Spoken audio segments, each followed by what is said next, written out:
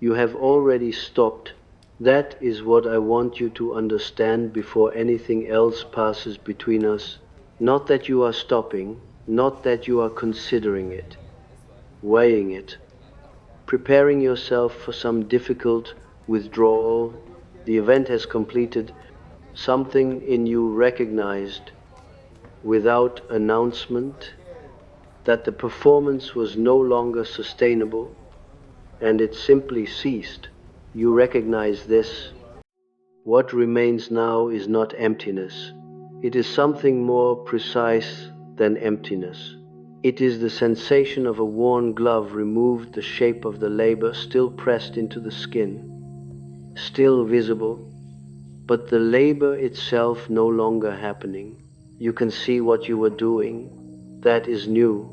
Until the moment you stopped, you could not see it at all.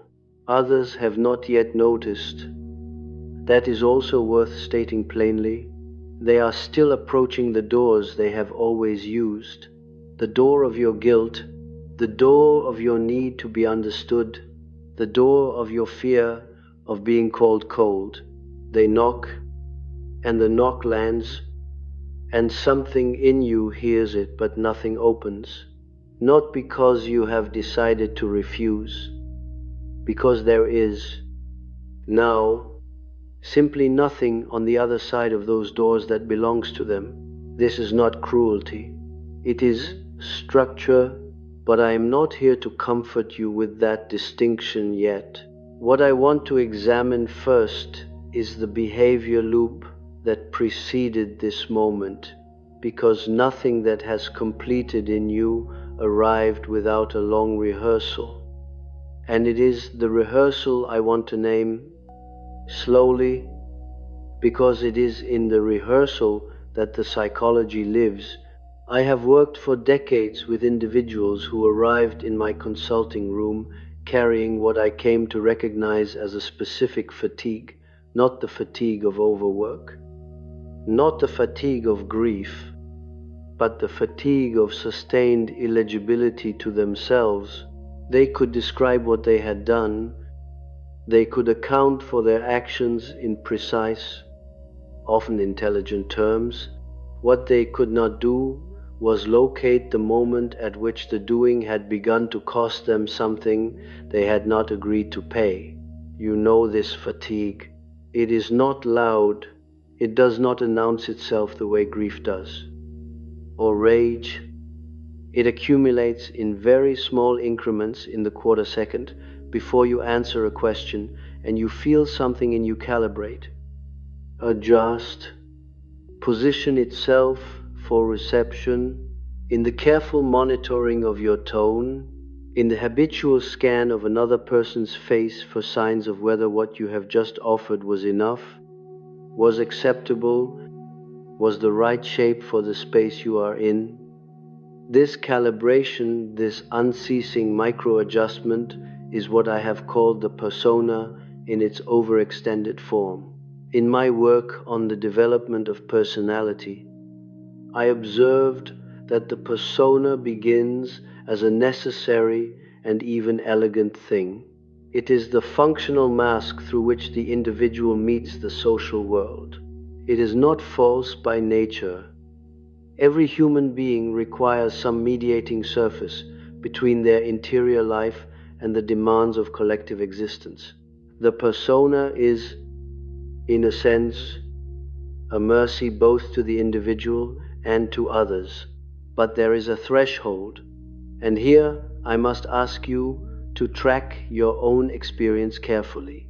There is a threshold at which the persona is no longer merely a mediating surface. It becomes the primary mode of self-presentation, not by choice, but by compulsion. And the specific compulsion I am describing is this: the belief, learned early and reinforced consistently, that love is a response to a performance, not a recognition of a presence. You will understand me if I say that this belief does not announce itself as a belief. It presents itself as a fact about reality, as simpler observation. Of course, people respond when you manage yourself carefully. Of course, the relationship functions when you remain legible, predictable, emotionally available, appropriately sized. This is not manipulation. This is not cynicism. This is simply what you learned love to be: contingent, conditional, a matter of ongoing maintenance. And so you maintained, I want to trace the behavior loop with some precision, because I think you have lived inside it so long that its individual movements have become invisible to you. The way a clock in a room you inhabit daily eventually stops being heard. The loop begins not with an action but with an anticipation. Before the interaction, before the conversation, before the arrival of the person whose response you are about to manage, there is a moment of pre-scanning. You are already assessing what will be needed. What mood are they likely to be in? What version of yourself will be least disruptive, most welcome, most capable of producing the outcome you require, which is not, I want to note, the outcome of their approval. Though approval plays a role, the primary outcome you require is the cessation of anxiety, the confirmation that you are still safe inside the relationship. This is important. The performance is not, at its root, vanity. It is not ego display. It is a survival mechanism that learned to operate through emotional labor.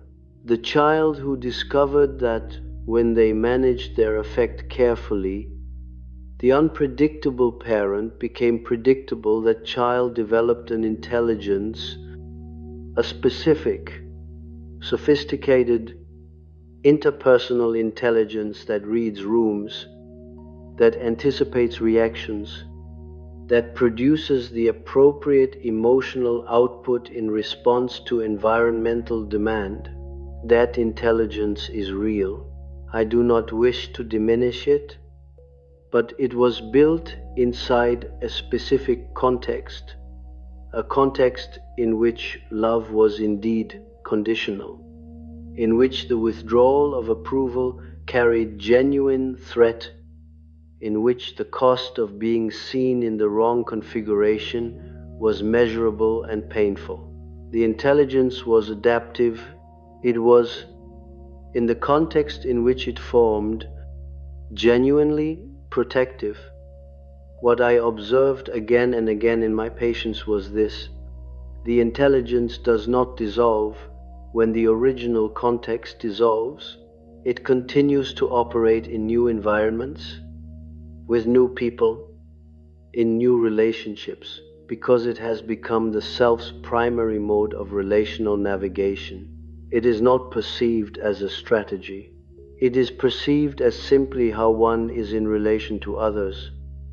And so the loop continues: pre-scan, adjustment, performance, reception, monitoring, correction, re-performance, post-scan, assessment, and then the particular cruelty of this loop, the momentary relief when the performance succeeds, which registers not as joy but as the brief absence of threat.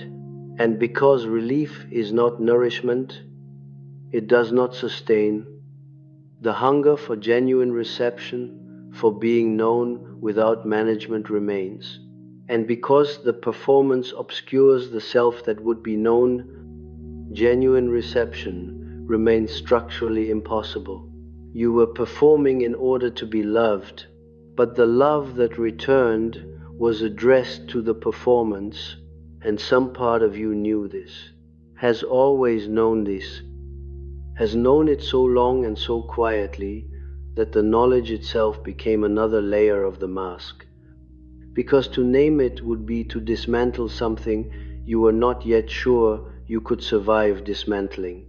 This is where I want to introduce the first of the dreams I will carry through this conversation with you. Not your dream, or perhaps your dream, in the way that certain images arrive in the psyche, not as personal invention, but as the collective imagination surfacing through personal experience. A door opens. Behind the door, there is not a room. There is a wall, solid, close, immediate. The door is functional. The door opens correctly on its hinges, without resistance. And yet what it opens onto offers no passage. I have heard variations of this dream from patients who were without yet knowing it. In the early stages of what I would call persona dissolution, the door is not blocked. It is not locked. The mechanism of access works perfectly. What has changed is the interior. The space that was once available for entry no longer exists in the form the approach anticipated. The dreamer often wakes from this dream with a specific kind of confusion, not dread, not grief, but a functional bewilderment. The action was correct, the sequence was correct, and yet nothing opened. This is the phenomenology that I want to name in you now, because I believe you have been living this dream from the inside, not as dreamer, but as the wall. People have been approaching you through the doors they have always used, and the doors still function. You still respond. You are not rude. You are not absent. You have not, in any legible way, withdrawn. But what they encounter when they move through the door of your guilt, or your need, or your fear of disappointing them, what they encounter is not the room they expected. The access they relied upon has not been revoked by decision. It has simply ceased to exist. Let me be precise about what I mean by access, because I think it is the central mechanism of everything we need to examine. There are forms of access to another person that depend entirely on that person's willingness to be emotionally available in a particular way, not available in general, available in a specific, configured way, accessible through guilt. For instance, means that when you invoke a certain kind of relational pressure, the other person opens, they soften, they accommodate, they produce the response you require, not from genuine willingness, but from the discomfort of the pressure itself.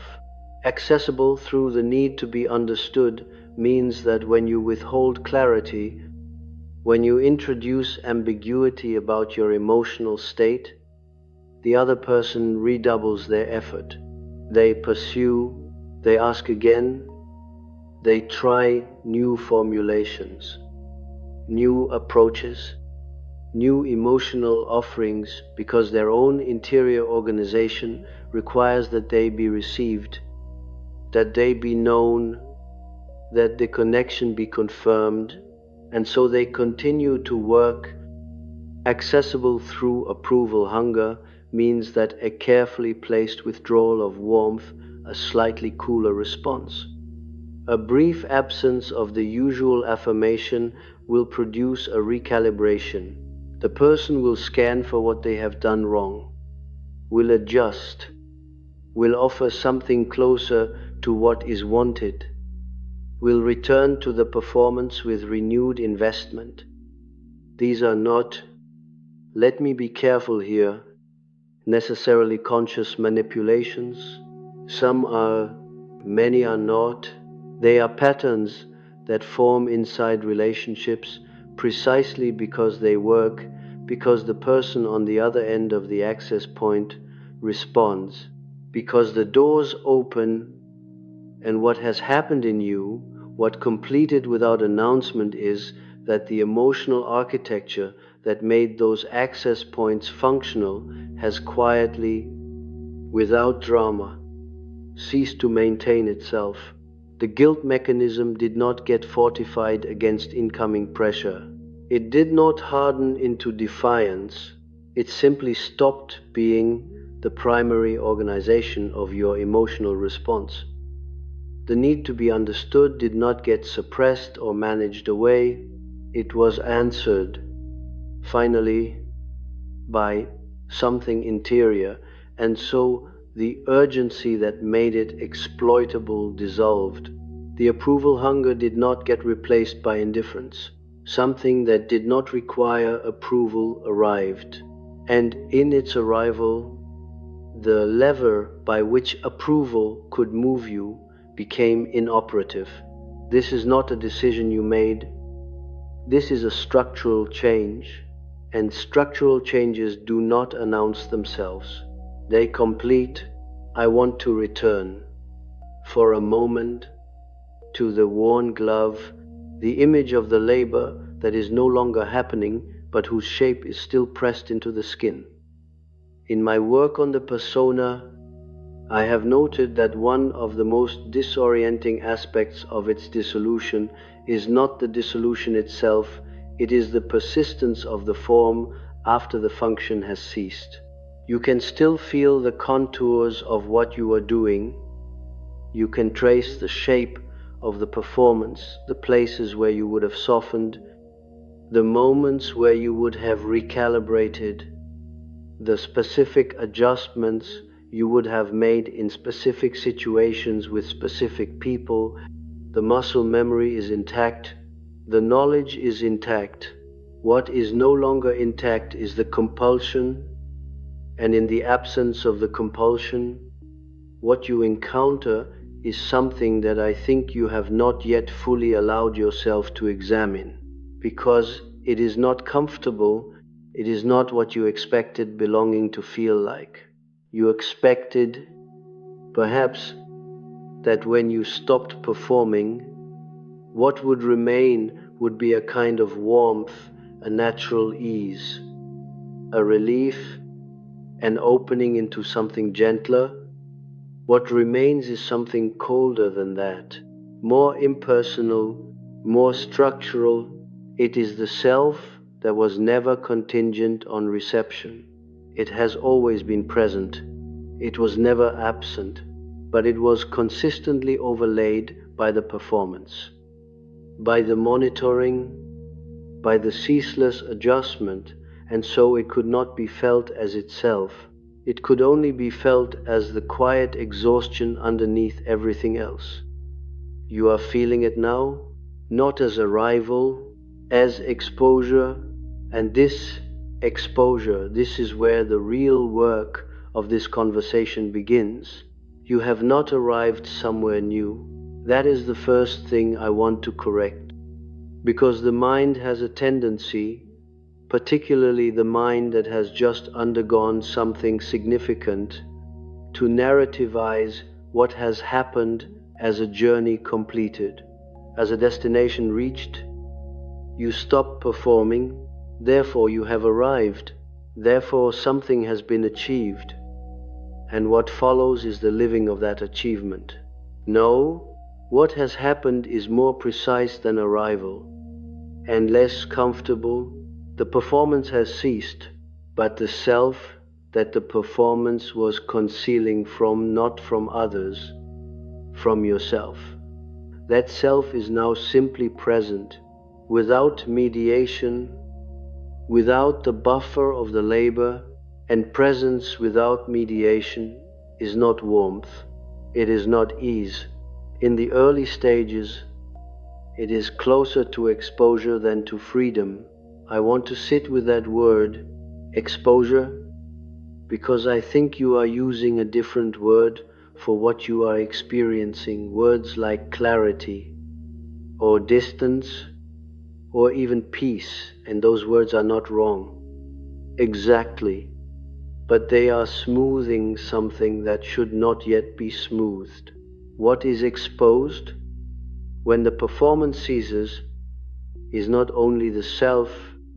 What is exposed simultaneously is the relational architecture that the performance was maintaining. You performed, and in performing, You created a functional structure, a structure in which others could rely on certain things from you, could rely on your emotional availability at particular moments, could rely on your management of their discomfort, could rely on your willingness to absorb a certain amount of relational friction without naming it, without redirecting it, without declining it.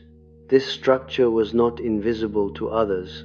They did not consciously recognize it, as performance most did not, but they organized their behavior inside it.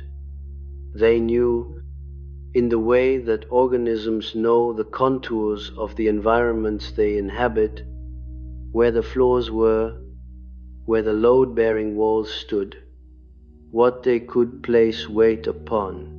When the performance ceased, the structure did not merely become unavailable. It became retrospectively visible, but only from your side. You can now see what you were doing. Others cannot yet see what they were relying upon. They are still moving through the space as though the architecture is intact. And when they encounter the wall where the door was, the absence where the guilt access used to be, the silence where the approval hunger used to produce a response, they do not immediately read this as structural change. They read it as mood, as difficulty, as a temporary obstruction that can be addressed with the right approach. This is the phenomenology of the next phase, and I want to describe it carefully. The first thing others attempt is the familiar key. They approach through the access point that has always worked, and they use the gesture that has always opened it, a particular tone of helplessness, a pointed silence, a reference to how much you mean to them, deployed at a moment of relational friction, a reminder of shared history, offered not as genuine intimacy, but as collateral, as a claim against your emotional reserves. And the key enters the lock correctly. The gesture is performed accurately. The tone is right. Everything about the approach is technically correct. Nothing opens. I want to be precise about what this feels like from the inside, because I think you may be misreading your own experience. When the familiar key fails to open you, there is a moment, brief, but real, in which you expect yourself to feel something. The guilt that was always triggered by a particular kind of appeal. The softening that was always produced by a certain expression of need. The anxious recalibration that was always set in motion by a withdrawal of warmth.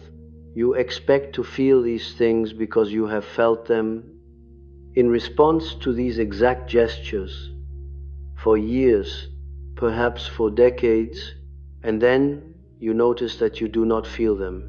Not that you feel the opposite, not defiance, not coldness, not resistance. Those would still be reactive states, still organized around the external stimulus. What you feel, instead, is something more neutral than any of those, a kind of clear recognition. You see the gesture, you identify it accurately, you understand what it is attempting to produce in you, and then nothing. Not silence as suppression, not calm as control. Simply the absence of the mechanism that would have responded. In my work with patients, I found this moment the first time they encountered their own non-response frequently disturbing, not painful in the expected way, disturbing in a more uncanny register, because if the mechanism is no longer operating, then what operated it for all those years was not them, was not the self, was something other than the self, something installed, something conditioned, something that ran on a logic they had never consciously endorsed. And this recognition carries a secondary disturbance if the mechanism was not me, then who was it that performed all those years? I have called this in various forms across my work. The problem of the conditioned persona, though I want to extend that framing here in a direction that I think is specific to what you are experiencing. The typical analysis of the persona treats it as a surface, a mediating layer between the individual and the collective. And that analysis is correct, but it does not fully account for the cases in which the persona is not merely a social surface but a relational survival structure built not to navigate society in general, but to navigate a specific and early relational field in which emotional legibility was required for safety. When a child grows in an environment where love is reliably withdrawn in response to certain emotional states, anger, neediness, grief, opacity, too muchness in any form, that child does not simply learn to suppress those states. The child learns something more sophisticated. The child learns to produce, on demand, the emotional states that restore the relational safety. Not the states they feel, the states that work. This is not deception. I want to be clear about this. The child is not calculating. The child is adapting, and the adaptation is, in the context of the original environment, intelligent and even correct. The environment demands a certain emotional output. The child provides it. Safety is maintained. The relationship continues. But the adaptation leaves a residue, and the residue is this: the self comes to understand love, not as recognition of what is present, but as reward for what is produced. Love becomes structurally a transaction, not in the cynical sense. In the experiential sense, the child's nervous system registers when I produce this. Connection follows. When I do not produce this, connection withdraws. Therefore, production is not optional. Production is the ground on which connection stands. This is the architecture you were operating from, not as a manipulator, not as someone deficient in authenticity, as someone who learned very early what love required and who built their entire relational intelligence around producing it. Now I want to introduce the second movement of the behavior loop, because the first movement, the pre-scan and adjustment, is only the entry. What follows is more complex, and I think less examined. After the performance is produced and initially received, there is a monitoring phase. You are assessing in real time whether what you have produced is functioning. Is the other person's anxiety reduced? Is the relational friction easing? Is the withdrawal reversing? Are the signs of approval returning? This monitoring is not paranoid. It is skilled. It is, in fact, extraordinarily accurate because you have been doing it for so long, in such close proximity to people whose emotional states you needed to read, that you have developed a genuinely refined capacity for interpersonal perception. But notice what the monitoring is oriented toward. It is not oriented toward your own experience. It is not asking, is this honest? Is this what I actually feel? Is this the self that is present? It is oriented entirely outward toward the question of whether the performance is succeeding, whether the other person is being sufficiently stabilized, sufficiently satisfied, sufficiently anchored in the connection you are maintaining. Your own experience during this monitoring is largely absent, not suppressed. Exactly absence is more precise. You are not forcibly preventing yourself from feeling, you are simply not present to your own interior because all of your attention is directed outward. The inside of you is quiet, not because it has nothing to say, but because you are not, during these periods, anyone's audience, least of all your own. In my work on the development of personality, I observed this pattern with particular attention. The individual who has become so skilled at attending to others that they have effectively depopulated their own interior life, not through pathology, through practice, through the long repetition of a behavior that rewarded outward attentiveness and did not require inward attentiveness for its success. The worn glove, you remember the image, the shape of the labor pressed into the skin. What I want to add now is this: the glove was worn so consistently for so long that at a certain point it was no longer experienced as a covering, it was experienced as the hand itself. The performance was no longer something you did, it was something you were until it wasn't. The cessation, and I want to be careful here, because the cessation is not a moment, despite the way I have been speaking of it. The cessation accumulated across a long period of what I would call underground integration. Something in you was quietly refusing to continue while the surface continued performing. The two processes ran simultaneously.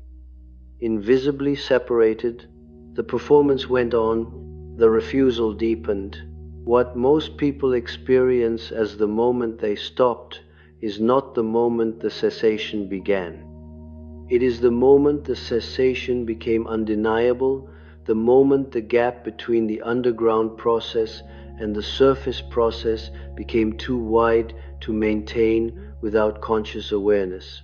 The performance could no longer proceed without you noticing that it was a performance, and once noticed, with full clarity, it could no longer be reinstated. This is what I mean when I say the event has completed. The completion was not instantaneous. It was accumulated, and it completed not in a dramatic confrontation, not in a declared ending, not in a conscious decision to stop, but in a quiet moment in which the mechanism simply found no more energy to run on. Not because the energy was withheld, because the energy was no longer organized in that direction. I want to turn now to what others experience from the outside of this process, because it is important not for the purpose of managing their experience, which is no longer your responsibility, but for the purpose of understanding the specific dynamics that will now unfold around you when a person whose primary relational mode has been performance-based undergoes this kind of structural change. The people who were organized around the performance do not experience the change as the other person's growth or health or necessary development. They experience it as withdrawal, as abandonment, as the unilateral revision of an agreement that was never made explicit but that was, in their experience, real and binding. And here is the particular difficulty: they are not entirely wrong. There was an implicit agreement. You were, for years, emotionally available in specific ways, through specific doors, at specific costs to yourself. That availability was real. The relationship was organized around it. The other person's behavior developed inside a field that your performance created, and that field is now altered.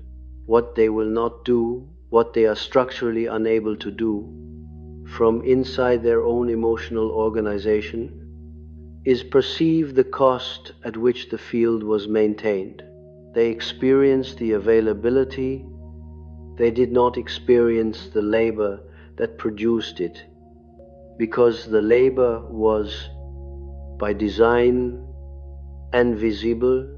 The performance was designed to appear effortless, natural, unforced, because the moment the labor became visible, the performance failed, so you hid the cost, and because you hid the cost, the other person has no experiential access to the fact that the field you maintained was maintained at your expense. What they know is that the door has closed, and because they have no access to the history of what kept it open, they read the closing as an act you are doing to them as a choice, a rejection, a withholding, and they will tell you this in various registers with various degrees of directness. Some will be direct: you have changed, you are cold, you are distant, you are being cruel. Some will be indirect: they will simply try the familiar key again, harder, more insistently, with more pressure, with more elaboration, as though the mechanism failed, not because it is gone, but because it was not activated correctly. You will recognize both, and what I want to name now carefully, because this is the place where the old pattern most wants to reassert itself, is the specific pull you will feel in these moments toward explanation. The urge to explain is the performance's last attempt to survive. If you can make them understand, the logic goes, then the closing of the door will not be a wound. If you can make them see what you were doing and why it could not continue, then perhaps the withdrawal of access can be reframed as something that happened to both of you. Equally, without harm, you will feel this urge as care, as fairness, as the responsible thing to do. I am not here to tell you what to do, but I will name what the urge is. It is not care. It is the residual compulsion to manage another person's experience of you, which is precisely the mechanism you have just finished describing as exhausted. The unlit lamp stands where it stood. It does not explain its darkness to those who expected light. The shadow arrives now, not as metaphor, as fact. I want to be precise about the timing of its arrival, because it does not come first. It comes after the performance ceases, after the structural change completes, after the first wave of others approaching through closed doors, and after the recognition that explanation is the performance's last disguise. Only then, in the specific quiet that follows all of that, does the shadow surface, and it surfaces not as something alien, as something withheld, as something that has been accumulating in the dark for precisely as long as the performance was running. What is it? Anger, not the reactive anger of a specific grievance, not the hot, immediate anger of a boundary crossed in the present moment. Something older and more pressurized than that. The anger that was present at every calibration, at every pre-scan, at every moment of adjustment. The anger that arose when the familiar key turned in you and you opened not because you wanted to open, but because the mechanism ran. The anger that was generated by each performance and then immediately suppressed, because anger was not compatible with the emotional output the performance required. You needed to appear available. Anger is not available. You needed to appear warm. Anger is not warm. You needed to appear manageable, legible, safely sized, and anger, real anger. The anger I am describing is none of those things. So it went underground, not once, every time, For years, perhaps for the entirety of the relational life, you have been living inside this pattern, and now it is here. I have spent considerable attention across my work on the relationship between the shadow and the persona, and I want to draw that relationship carefully now, because I think the popular understanding of the shadow misrepresents what makes it dangerous. The shadow is not simply the dark side. It is not merely the repository of socially unacceptable impulses. That is a thin reading, and it misses the specific mechanism by which the shadow becomes structurally significant. The shadow is dense in proportion to the brightness of the persona above it. What I mean by this is precise. The more energy an individual invests in maintaining a particular relational presentation, the more consistently they produce emotional outputs that contradict their actual interior states, the more material accumulates in the shadow, not as general negativity, as the specific negatives of the performed positives. The shadow is, in a real sense, the portrait of the performance in reverse. You performed availability, the shadow holds the refusal. You performed warmth, the shadow holds the cold. You performed receptivity to others' needs, the shadow holds the rage at being continuously required to receive. You performed belonging, the enacted, maintained, labored over version of belonging that we are here to examine. The shadow holds the knowledge that you were never, through any of that performance, actually met. This last item, I want you to stay with this one.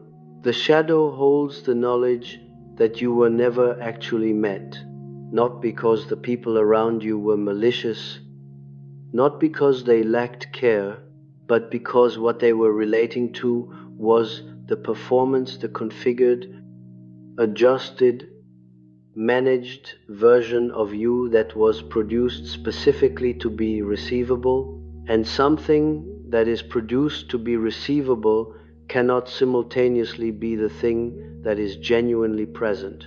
The genuine presence was underneath. The shadow knows this, and it has known it silently for the entire duration.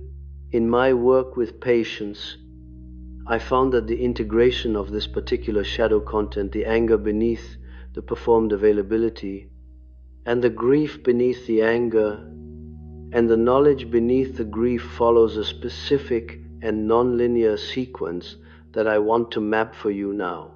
The first movement is recognition without acceptance. You become aware of the anger, you can feel its presence, you can trace its outline, but something in you, the residue of the conditioned persona, still running its old logic, immediately generates a counter-response. The anger is wrong. The anger is unfair. The people you are angry at did not know what you were doing. They cannot be blamed for using the doors you kept open. They cannot be blamed for expecting the continued availability of a resource you never declared finite. The anger is self-indulgent. The anger is uncharitable. The anger is itself an ugly thing, incompatible with the self-image that the performance was, in part, designed to protect. This counter-response is sophisticated. It borrows the language of fairness and empathy. It presents itself as moral discernment, and it is, in its way, not entirely wrong. The people you are angry at are not, in most cases, straightforward villains. The situation is genuinely complex. The counter-response knows this, and it uses this complexity as the instrument of suppression. What the counter-response does not know, or rather, what it refuses to acknowledge, is that the anger does not require the other person to be a villain in order to be legitimate. The anger is not a verdict on them.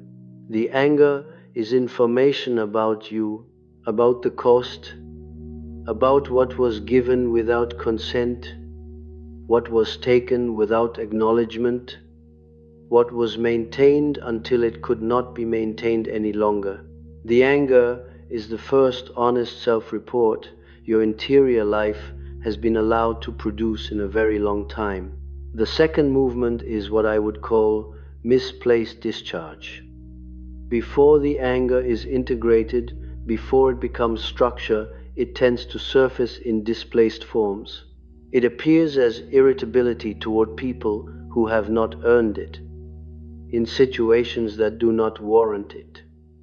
It appears as a sudden intolerance for things that were previously tolerated without apparent difficulty, certain tones of voice, certain relational demand, certain social configurations that now feel not merely uncomfortable but genuinely intolerable. It appears sometimes as a ferocity of clarity, a sharpness of perception about others that can feel like insight, and that is insight, in part, but that is also carrying the charge of the accumulated anger, seeking an outlet that feels justified. You see through people, you see the mechanisms they are running, you name them, internally, with a precision that has the quality of judgment. I am not suggesting this perception is inaccurate. Often it is accurate. The person who has spent years reading emotional environments in fine detail develops a genuine and sophisticated perceptual intelligence. You see what others do not see, because you had to see it to survive inside it. That capacity is real, but in this second movement, the perception is electrified. It carries more charge than the moment warrants, and the excess charge is not about the present moment. It is the anger finally finding a channel, any channel, because it has been without a channel for too long. You will recognize this if you allow yourself to. The moments of disproportionate internal reaction, the flash of something hard and cold towards someone who asked something unremarkable of you, the sudden consciousness of how much you are aware of in a room, how much you are tracking, how much you have always been tracking, and the anger that accompanies that awareness. Not anger at anyone in particular, anger at the requirement itself, at the fact that tracking was what you were organized around for so long without ever being asked whether you wanted that as your primary mode of existing in relation to others. The third movement is the one I want to spend the most time with, because it is the movement that most determines what comes after. I have called this movement, in various formulations, the integration of the shadow as structure. The typical framing of shadow integration suggests that the task is to accept the shadow, to acknowledge the darkness, to allow it into consciousness, to make peace with the aspects of oneself that were previously denied. And that framing is not wrong, but it is incomplete, because acceptance without transformation is simply tolerated ambivalence. You are aware of the anger. You accept that it exists. You no longer pretend it is not there, but it remains a free-floating charge inside you, available to be misplaced, available to contaminate, available to surface at moments and in directions that you did not choose. What integration actually requires is the conversion of the anger's energy into form. Let me be precise about this, because the word form is doing significant work. The anger accumulated over years of performed belonging carries, beneath its heat, an enormous amount of information. Information about where your actual limits are not the performed limits, not the limits you announced or implied or allowed others to assume, but the real limits, the places where, if you had been present to yourself throughout those years, you would have said no further, not as refusal, not as rejection, as simple structural fact. This is the edge.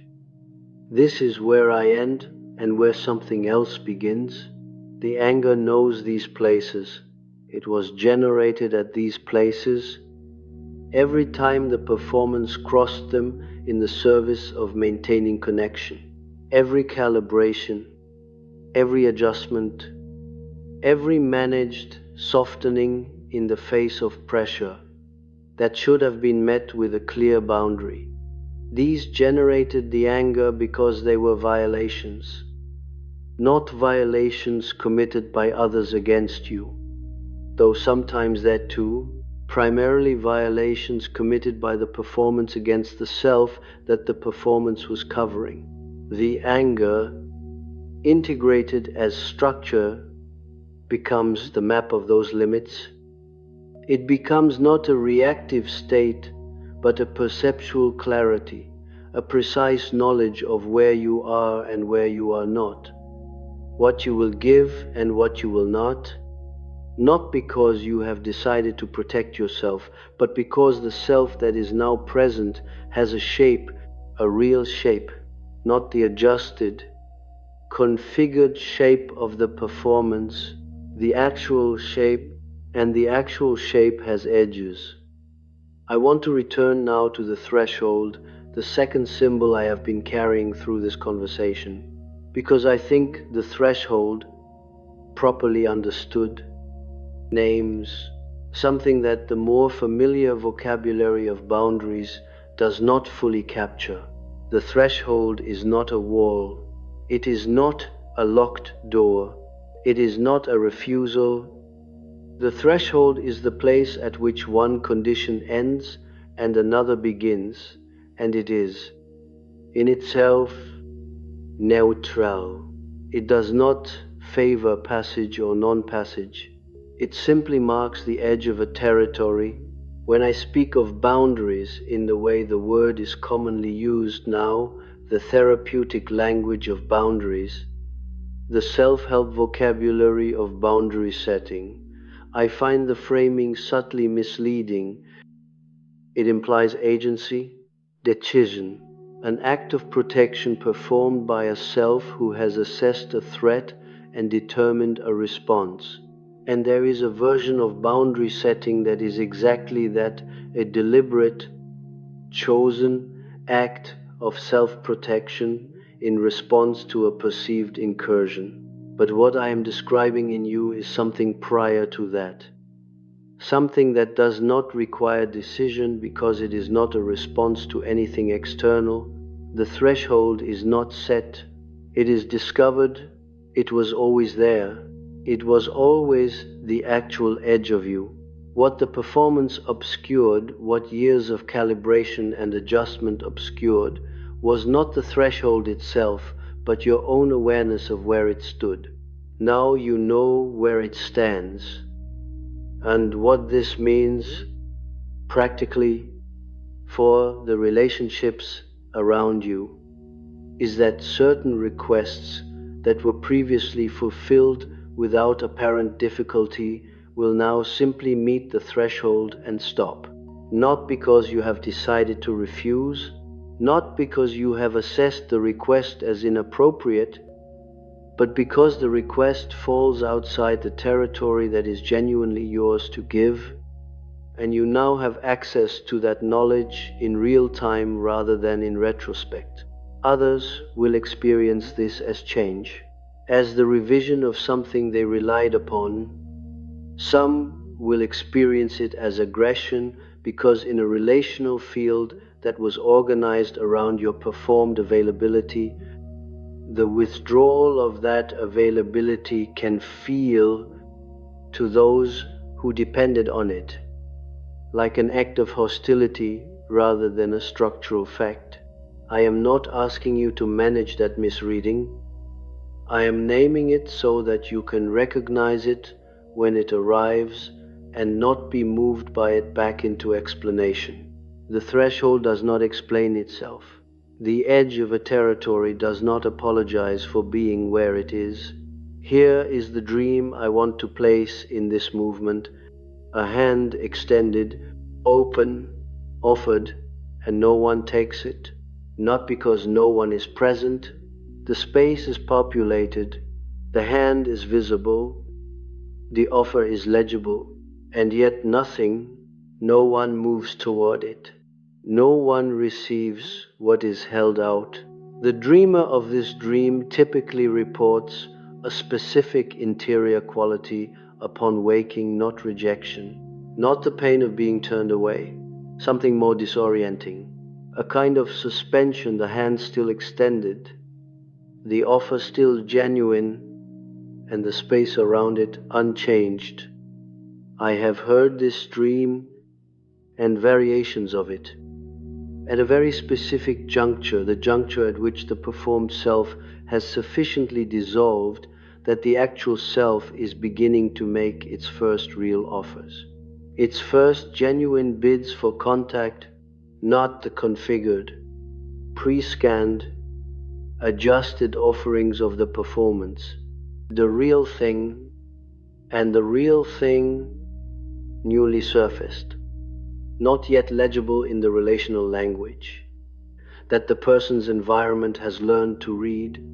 The real thing is not received, not because it is too strange, because it is too new. The people around the dreamer have learned to receive the performance. They are fluent in its language. The genuine self speaks a different language, quieter, less managed, less immediately satisfying, requiring more from the receiver rather than providing ready-made comfort and the receiver.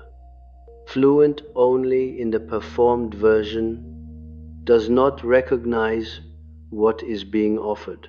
This is not tragedy. I want to be careful here, because the image carries the emotional valence of tragedy, the extended hand, the empty space, and I do not want that valence to do incorrect psychological work. The extended hand is not a wound, it is a diagnostic. It reveals who, in the relational field around you, has the capacity and the development to receive the actual self rather than the performance. And that number is initially smaller than you might hope, not because you are surrounded by inadequate people, because the performance trained the people around you to relate to a specific version of you, and the specific version has dissolved. The training is now obsolete. What this means for the relational field is something I will address more directly in the final movement of this conversation. For now, I want only to name the dream. The hand extended, the open space, and the fact that the extending itself, the willingness to offer without the guarantee of reception is new, is not the performance, is, in its way, the first act of the genuine self in open air. The unlit lamp appears again here, not as symbol of extinction, as symbol of a change in function. The lamp that was lit, and it was lit.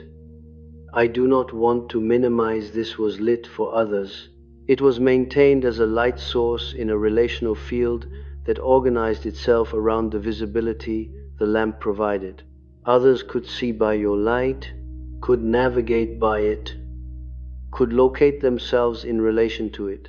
The light was real, the warmth was real, the visibility it provided to others was genuine and not without value.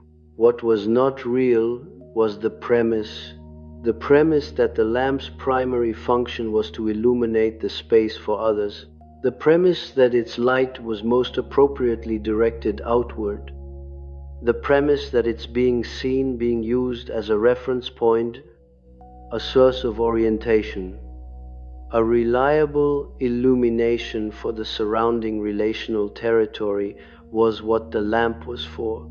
The lamp is unlit now, not extinguished, not damaged, not unable to produce light, simply no longer operating on the premise that the light belongs primarily to those outside it. What the lamp is for now is a question that cannot be answered from outside. It can only be answered from inside the process of allowing the self to organize around something other than reception. And that process, that slow structuring, inward orientation, is what the integration of the shadow makes possible. Not by destroying the capacity for warmth or connection or genuine availability, by removing the compulsion that made the lamp's light unconditional and extractable by anyone who approached it. The light now has conditions, not as punishment, as structure, as the natural consequence of a self that knows where it is. The roles collapse last, not the relationships, the roles.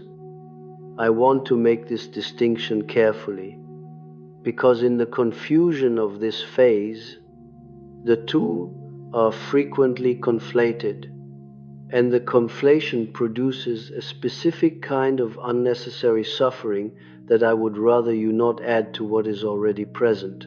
A relationship is a history, a shared accumulation of actual moments, genuine exchanges, the sediment of real time spent in proximity to another person.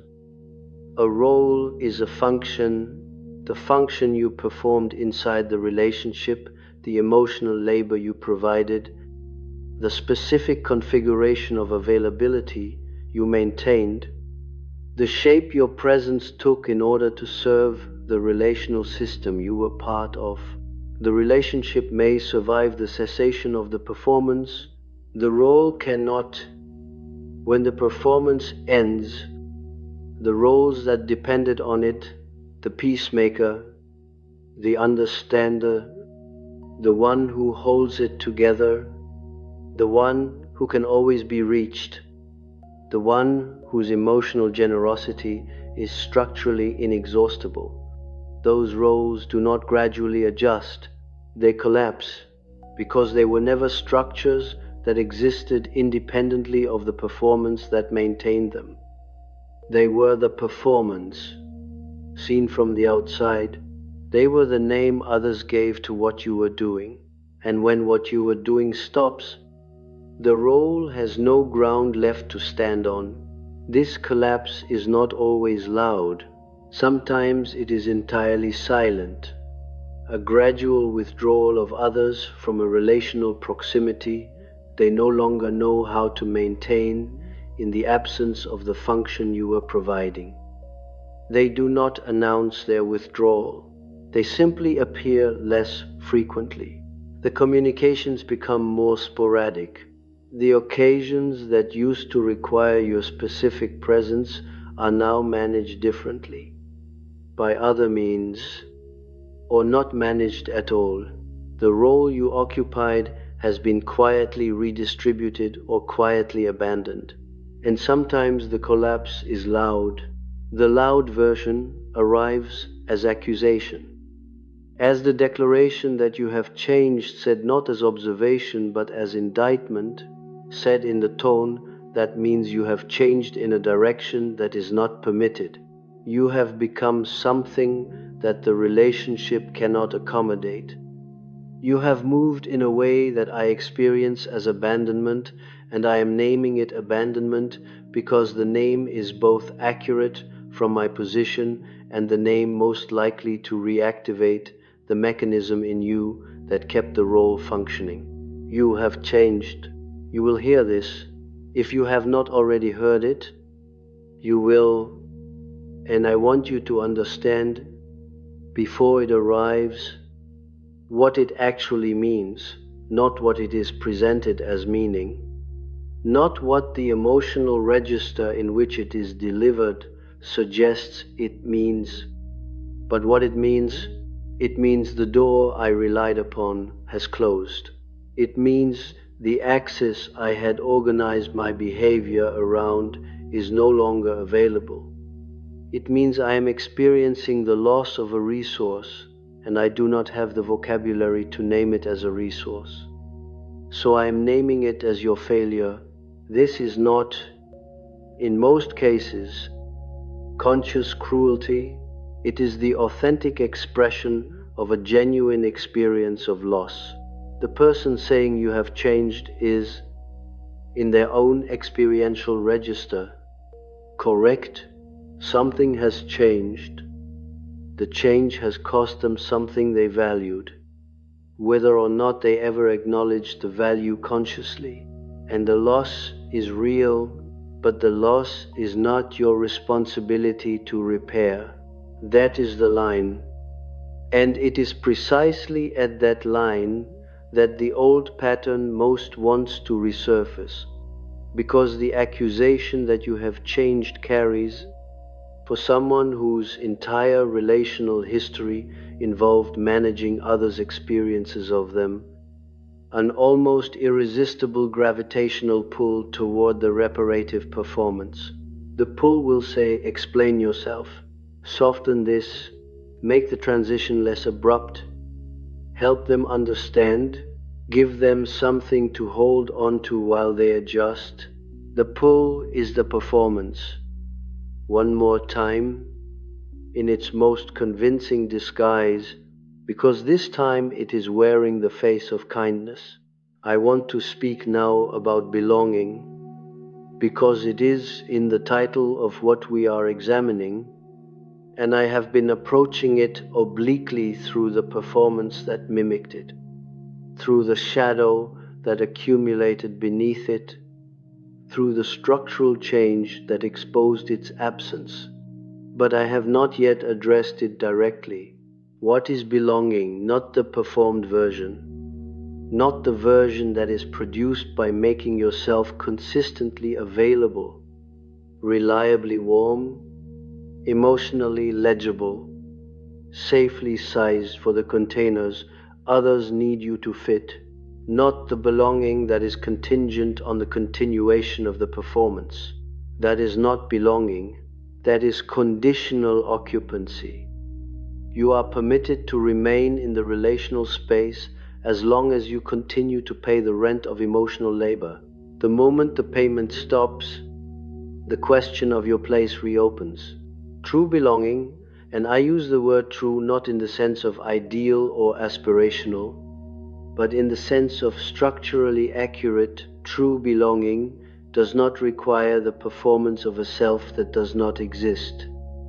It requires, instead, the presence of a self that does exist, offered into a relational field without preconfiguration, without adjustment, without the pre-scan, without the anticipatory calibration that shapes the self to fit the perceived requirements of the receiver. This is what belonging actually is, the experience of being received as present rather than as performed. And here is the psychological fact that I want to state with complete plainness, because it is the axis around which this entire examination turns. You cannot experience belonging while performing.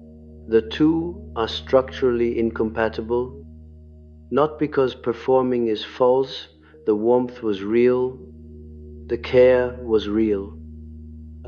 The genuine elements of the self that were expressed through the performance were real.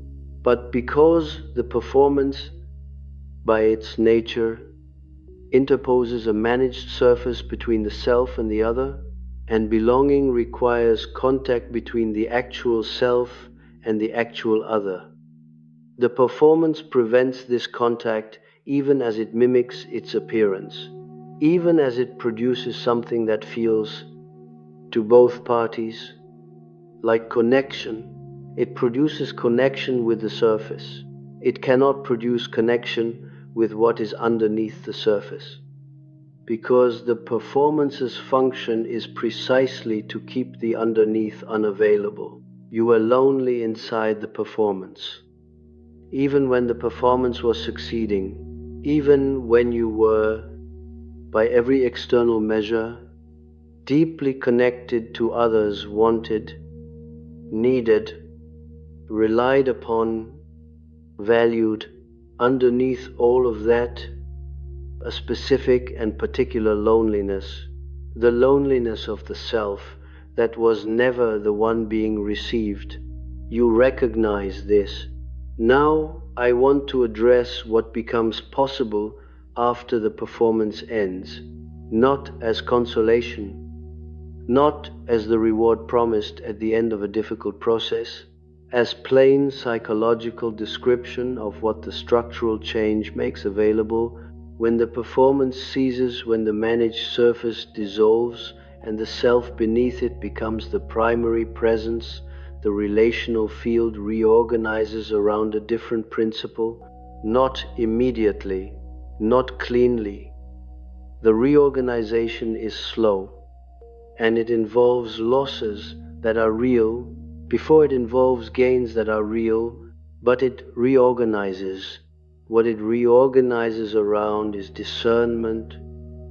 In my work on the development of personality, I observed that the individuals who had undergone the deepest transformations, who had moved from compulsive persona to genuine self-expression, who had integrated the shadow rather than merely acknowledged it, who had found in the process something that could be called, with precision, individuation. These individuals did not become less relational. They did not become isolated, defended, cold. They became, if anything, more genuinely available for connection than they had ever been during the years of performed availability. But the availability was of a different quality. It was selective. Not because they had decided to protect themselves through selectivity, though self-protection is not absent, but because the genuine self, unlike the performance, has actual preferences, actual affinities, actual experiences of resonance with certain people and not with others. The performance had no preferences because the performance's function was to be available to whoever approached. The genuine self has preferences because the genuine self is a real thing with a real shape, and real shapes fit some other shapes and do not fit others. This selectivity is not rejection. I want to be very precise about this. When the genuine self fails to resonate with a particular person, in a particular relational configuration, it is not making a judgment about that person's worth. It is simply reporting a structural fact about compatibility.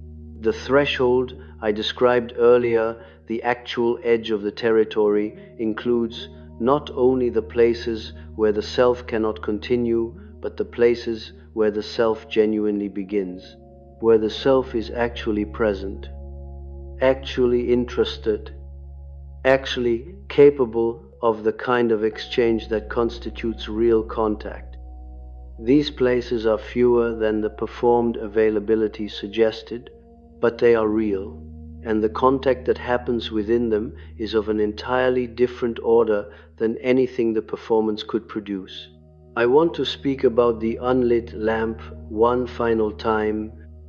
The lamp has been with us throughout this conversation as an image of function changed, not extinguished, but no longer operating on the premise that its light belongs primarily to those outside it. I want to complete the image now, because I left it deliberately incomplete. A lamp that is not lit for others is not, therefore, a lamp that does not light. It is a lamp whose illumination has turned inward, not as narcissism, not as self-absorption, but as the natural redirection of energy toward the source that was always structurally the proper object of that energy, the self that was performing, calibrating, adjusting. Managing that self was an enormous expenditure of energy. The energy is still present. The lamp still has fuel. What has changed is the direction of the light, and what the light, turned inward, illuminates is the self that was always there, the self that was covered by the performance, not because the performance was dishonest, but because the performance was, for a long time, necessary. The self that endured the years of performed belonging without dissolution, without permanent damage, without the irreversible loss of its own substance. The self that waited, not passively, but through the specific patience of something that knows, without conceptual formulation, that the condition it is in is temporary. The self that waited is now exposed, and the exposure is, as I said at the beginning of this movement, more cold than warm, more structural than welcoming, more like the sensation of air on skin that has not felt air for a very long time than like the warmth of a fire. But it is real, and it is present, and it does not require anyone's reception to continue being both of those things. The final movement I want to make in this conversation concerns what does not return, because I think there is, even now, even in someone who has undergone what you have undergone and who has the clarity you currently have, there is a residual hope, small, quiet, not announced, the hope that the structural change is not permanent, that the warmth will return in some form that does not cost what the previous warmth cost, that the relationships that organized around the performance will, given time and adjustment, find a new configuration that accommodates the genuine self, that what has been lost will be recovered in a different shape. I am not going to tell you that this hope is foolish. Some of it will be fulfilled. Some relationships do contain, beneath the relational patterns that organized around the performance, a genuine core, an actual history of real moments, genuine exchanges, actual mutual recognition that occurred despite the performance rather than through it. These relationships, when the performance ends, do not collapse entirely. They undergo a painful and necessary renegotiation, and some of them, the ones with genuine core, eventually arrive at a new configuration that is more honest, more mutual, more genuinely nourishing for both parties. But some do not. Some relationships were entirely constituted by the performance. There was no beneath. The history was the function, the connection was the transaction, and when the transaction ends, there is nothing left to renegotiate, because there was nothing underneath to negotiate toward.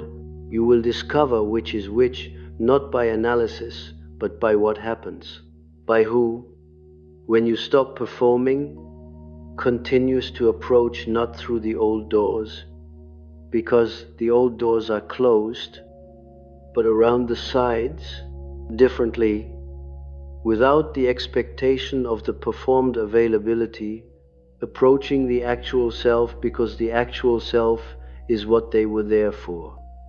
Even when they were receiving the performance, these people exist. They are, most likely, fewer in number than the relational field the performance sustained, but they are real. The others, the ones who disappear when the doors close, the ones whose only relation to you was through the access points to the performance provided. Their departure is not loss. I know it will feel like loss. I know the relational field will feel, for a time, emptier and colder than it did during the years of maintained performance. The lamp provided light that others navigated by, and without the lamp, the field is darker. That is not a metaphor. It is the actual phenomenology of what follows the end of the performed belonging. But an emptier field is not an impoverished field. It is an honest field, and the self that now inhabits it exposed, structural, with real edges and real preferences and real capacity for the specific contact that belongs to it. That self is not diminished by the reduction. It is, for the first time, accurately sized for the space it actually occupies. There is one more thing, and it is the thing I have been moving towards since the beginning. The question that the performance was, at its deepest level, attempting to answer the question it was built to answer. The question that drove the pre-scan and the calibration and the monitoring and the adjustment was not will they approve of me. That was the surface question. The surface question is not the real question. The real question, installed in the original environment where the performance formed, was this: am I the kind of being whose existence, unmediated, is acceptable, not valued, not wanted, not loved, acceptable, the most minimal possible threshold, simply is the unperformed, unconfigured, unmanaged presence of me? Is that something the world can receive without withdrawing? The performance was the answer you gave to that question, when you did not yet know the question could be answered differently. The performance said, I will not risk finding out. I will produce a version of myself that is designed to be receivable, and I will offer that version, and the reception of that version will stand as evidence, not quite proof, but close enough that the question is answered in the affirmative. But the evidence was always compromised, because what was received was the performance, and the question was about the self underneath. The performance could never answer the question it was designed to answer. This is the closed loop. This is the behavior loop at its most fundamental level, not the specific dynamics of individual relationships, but the root structure beneath all of them. You performed in order to generate evidence of your acceptability. The evidence generated was always about the performance, never about the self. The question remained unanswered. The performance continued until it stopped. And here is what the stopping reveals, not as insight, not as arrived wisdom, but as structural fact, present now in the quiet that follows the collapse of the performance. The question was never going to be answered from outside, not because others are incapable of genuine reception, some are not, but because the question itself, in its formulation, contained the error. It asked whether the self was acceptable to an external witness. It required an external verdict, and any verdict rendered by an external witness is rendered on what the external witness perceives, which is always, without exception, the surface presented to them. Even the most perceptive, the most genuinely present, the most developmentally sophisticated other person, they can only receive what is offered. They cannot receive what is withheld. The self that was withheld behind the performance, withheld behind the calibrated surface, withheld in the service of generating evidence that was always inadmissible. That self was never going to be found acceptable by external verdict, because it was never presented for external assessment. The only assessment that was ever available to it was internal. The only witness that ever had access to the actual self was the self itself, and the performance was, among other things, a way of never having to face that witness, because if the self faces itself, if the unperformed, unconfigured, unmanaged self turns its attention inward and asks, without the frame of external reception, whether it is acceptable, the answer that returns is not the one that required years of labor to produce. The answer that returns, in the quiet after the performance ends, is not warm. It is not a declaration of worth or value or lovability. It is colder and more precise than any of that. The answer is simply present. You are here. You have always been here, underneath the performance, through every calibration, behind every adjustment here. Not acceptable or unacceptable, not receivable or unreceivable, present, structural, real. The performance was a way of substituting the question of reception for the fact of existence, and the fact of existence does not require an answer. It is not a question. The day you stop performing for love is not the day you find love. It is the day you discover that what you were performing for was something that could not be received through performance, and that the self you were concealing in the act of performing was never, at any point, in danger of being unloved, because it was never, at any point, presenting itself to be loved. It was simply present. It has always been simply present. That is what has completed in you